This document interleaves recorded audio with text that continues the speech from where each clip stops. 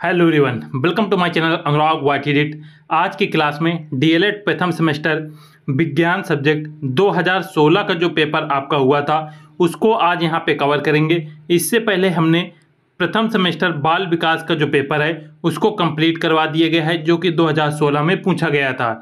याद रखिएगा, जो आपका विज्ञान का पेपर रहेगा, विज्ञान के पेपर के लिए आपको 1 घंटे का समय मिलेगा और पूर्णांक आपका 25 नंबर का रहता है और 25 में से पास होने के लिए आपको 12 नंबर की आवश्यकता होती है।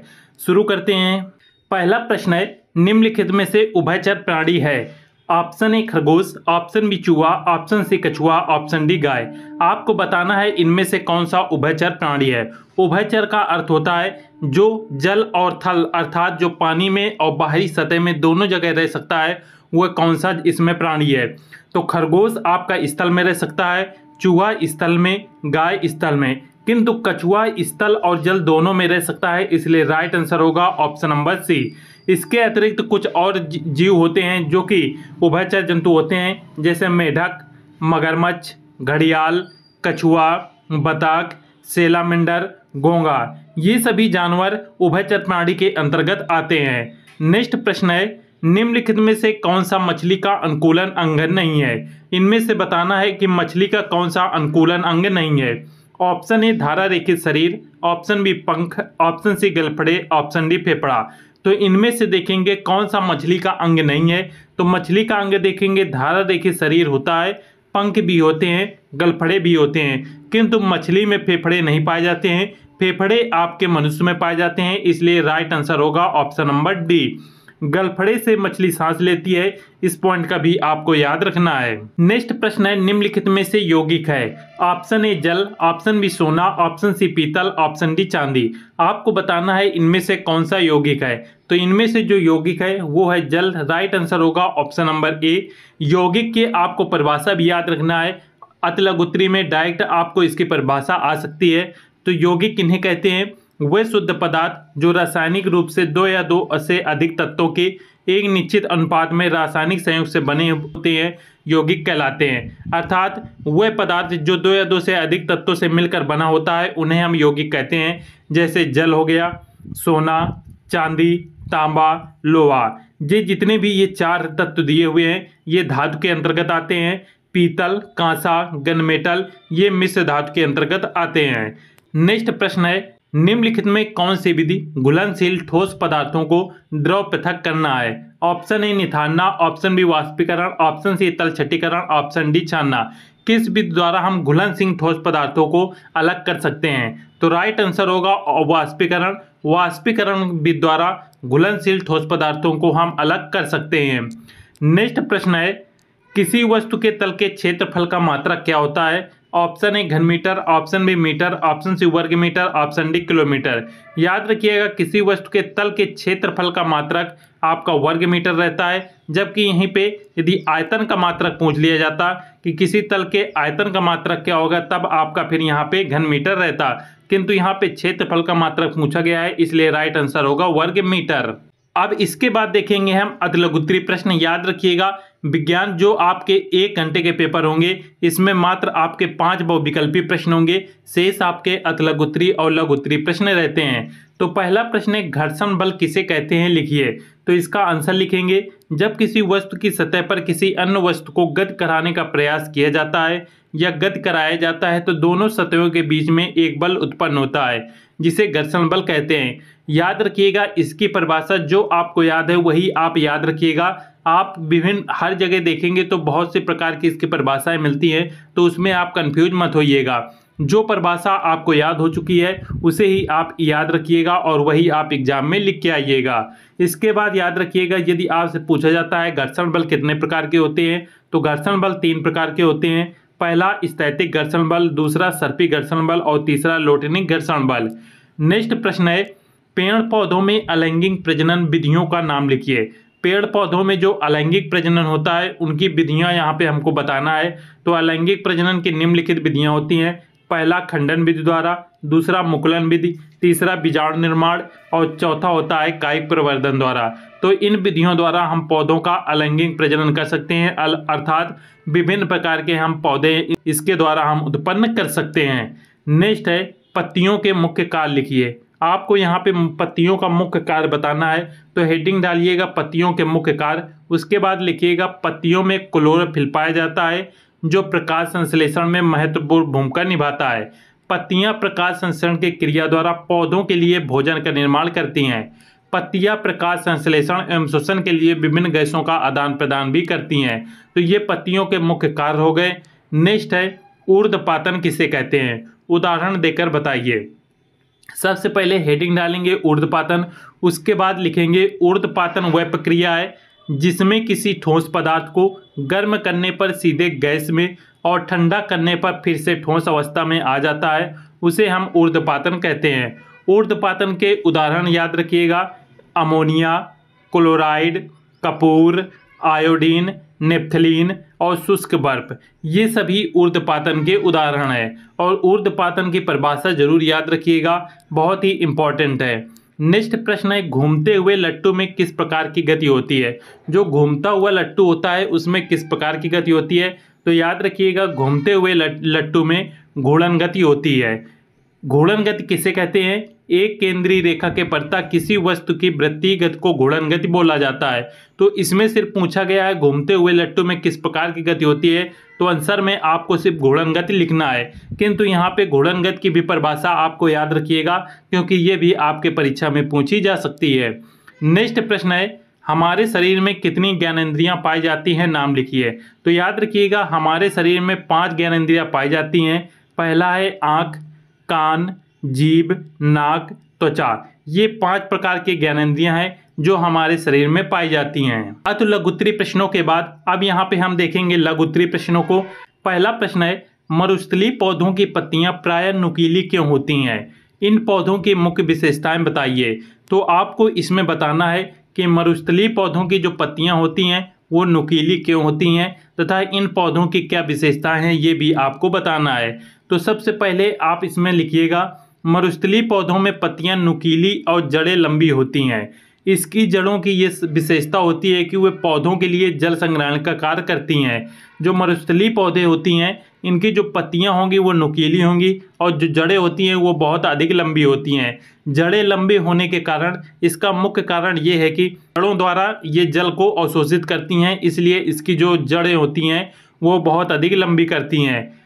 तथा यही कारण है कि मरुस्थलीय क्षेत्रों में जल का स्तर अत्यधिक नीचे होने के कारण ये जल की खोज में काफ़ी नीचे तक पहुंच जाती हैं। नेक्स्ट है, मरुस्थल में पानी की कमी रहती है, ऐसे में भूमि गहराई से पानी अवशोषित करने के लिए गहरे जड़ें पाई जाती हैं।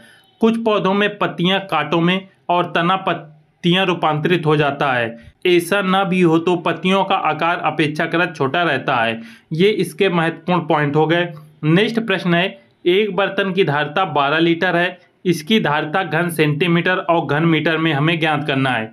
यहाँ पे देखेंगे जो धारिता है वो 12 लीटर दिया हुआ है और इसकी जो धारिता है वो पहले हमें घन सेंटीमीटर बताना है, फिर घन मीटर में हमें ज्ञात करना है। तो याद रखिएगा सबसे पहले लिखिएगा बर्तन की धारिता बराबर 12 लीटर, जो कि प्रश्न में आपके दिया हुआ है।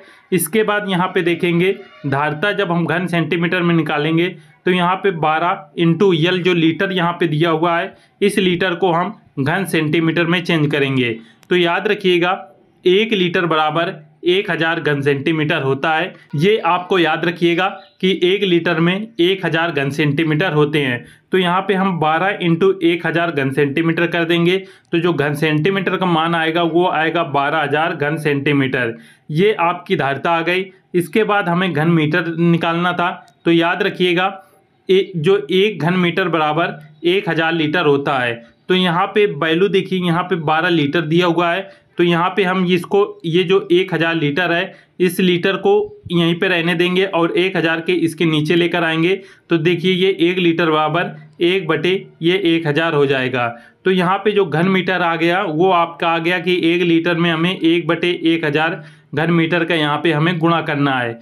तो ये वैल्यू देखेंगे, ये वैल्यू थी हमारी 12 लीटर की। तो 12 इंटू 1 लीटर में 1/1000 घन मीटर होते हैं, तो इसमें 1/1000 घन मीटर कर देंगे। तो इसका जो वैल्यू निकल के आई वो आई 12/1000। अब इसका हम इसमें भाग कर 1000 का जब 12 में भाग करेंगे तो आएगा 0.012 और ये आएगा आपका घन मीटर। तो इस प्रकार से इसका आप निकाल सकते हैं और इसका राइट आंसर ये आपका निकल के आएगा। नेक्स्ट प्रश्न है, बिनना एवं फटकना पृथक्करण की विधियों को उदाहरण सहित समझाइए। आपको बिनना और फटकारना ये जो पृथक्करण की विधियां हैं इसको आपको बताना है। तो सबसे पहले हेडिंग डालेंगे बिनना। इसका उपयोग मुख्य रूप से विभिन्न आकार के घटकों वाले मिश्रण को अलग करने के लिए किया जाता है। उदाहरण देखेंगे, विभिन्न आकार के मिश्रण जैसे कंकड़ को आटे से अलग करना या गेहूं में कंकड़ को अलग करना, ये बिनने के अंतर्गत आता है। नेक्स्ट है फटकना। फटकना वह प्रक्रिया है जिसका उपयोग अनाज को भूसी से अलग करने के लिए किया जाता है। आपने अपने घर में देखा होगा, जब गेहूं बनाया जाता है तो गेहूं में जो कंकड़ होते हैं या फिर दूसरे अन्य छोटे छोटे टुकड़े होते हैं उनको हम बिन कर अलग करते हैं, तो ये बिनने के अंतर्गत आएगा।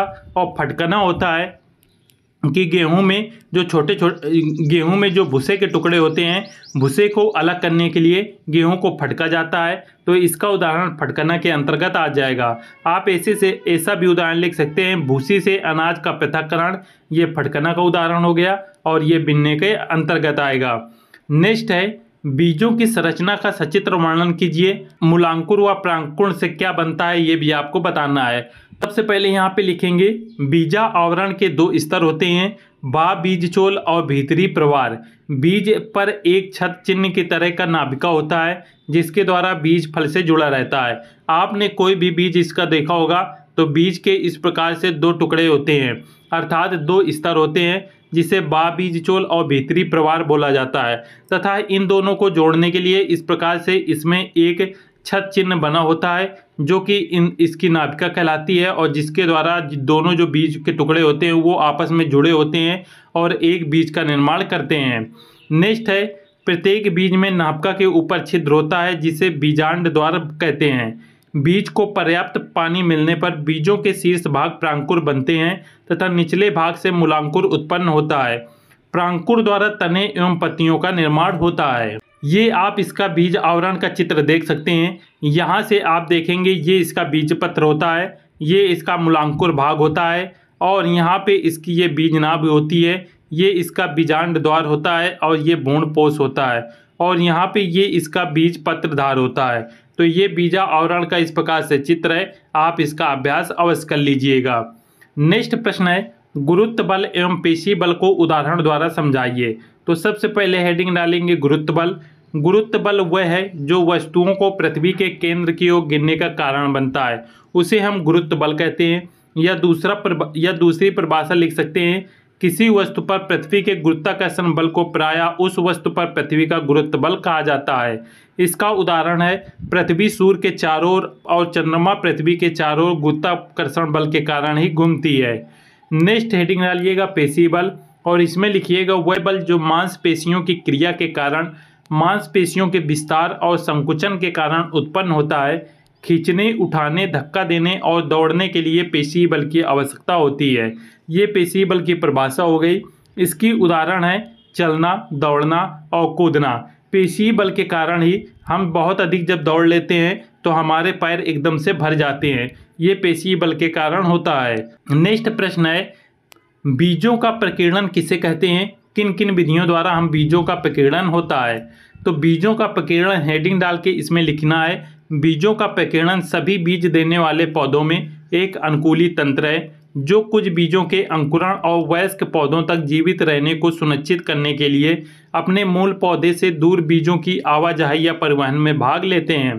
तो बीजों का प्रकीर्णन होता है, ये आपने इसको समझ लिया। अब यहाँ पे बताना है किन विधियों द्वारा हम बीजों का प्रकीर्णन कर सकते हैं।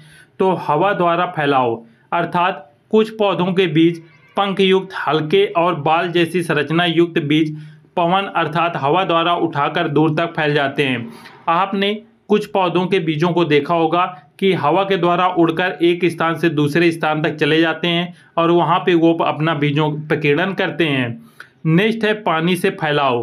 पानी से फैलाव कुछ जलीय पौधों में होता है और कुछ में जो एक जल निकाय के पास बढ़ता है, अर्थात पानी के फैलाव से ये बीज के टुकड़े इस प्रकार से पड़े होते हैं और पानी इसमें पड़ता है तो ये एक स्थान से दूसरे स्थान चले जाते हैं और वहाँ पे नया पौधा उत्पन्न होता है।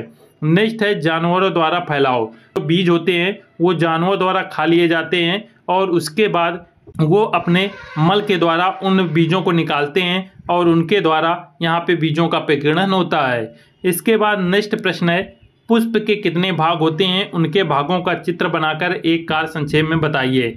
सबसे पहले आपको बताना है कि पुष्प के कितने भाग होते हैं, उसके बाद उनके जो भागों का चित्र बनाकर आपको बताना है। तो सबसे पहले यहाँ पे आप चित्र देख सकते हैं कि पुष्प के विभिन्न भागों को किस प्रकार से दर्शाया गया है। ये पुष्प का चित्र बना हुआ है, जिसमें से देखेंगे तो यहाँ पे ये इसका पुंकेसर, ये वर्तिका और ये वर्तिकाग्र हो गया। और यहाँ पे यदि देखेंगे तो बाहरी भाग ये बाह्य दल कहलाता है और अंदर का भाग ये दल कहलाता है। और ये यहाँ पे देखेंगे तो यहाँ का ये जो भाग होता है इसको बाहरी रूप से दिखा दिया गया है कि यहाँ पे ये इसका बीजांड होता है और इसका ये भाग अंडाशय कहलाता है, तथा इसका ये भाग होता है इसको यहाँ पे दर्शाया गया है कि ये इसका योजी कहलाएगा और ये इतना परागकोश कहलाता है और ये वाला भाग बीजाणु धानी कहलाता है और इसे पुंकेसर बोला जाता है।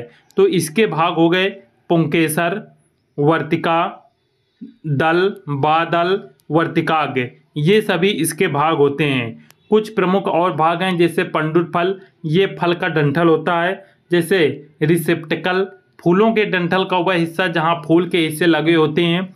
सेपल, फूल के बाहरी हिस्से जो एक विकासशील कली को घेरता है। और पंखुड़ी, एक फूल के हिस्से जो अक्सर विशिष्ट रूप से रंगीन होते हैं उसे पंखुड़ी बोला जाता है। इसी के साथ आपका विज्ञान विषय जो कि 2016 में आपका पेपर पूछा गया था वो यहाँ पे कंप्लीट होता है।